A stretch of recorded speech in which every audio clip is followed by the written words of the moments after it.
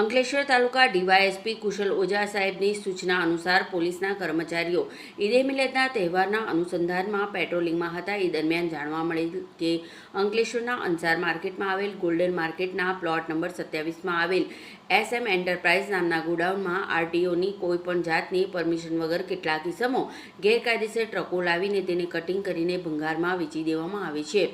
આવી જાણકારી અનુસાર પોલીસ કર્મચારીઓ ગોલ્ડન માર્કેટમાં સ્થળ તપાસ કરતા SM નામના ગોડાઉનમાં કેટલાક ઇસમો ગેસ કટર દ્વારા ટ્રકોને કટિંગ કરી રહ્યા હતા.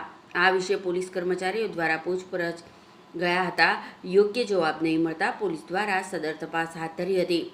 આ તપાસમાં દરમિયાન જાણવા મળ્યું કે જે ટ્રકો કટિંગ થાય છે તેના આરટીઓ કે પછી બીજી કોઈ પણ જાતની પરમિશન વગર ટ્રકો કટિંગ કરીને ભંગારમાં વેચાણ કરવામાં આવે છે.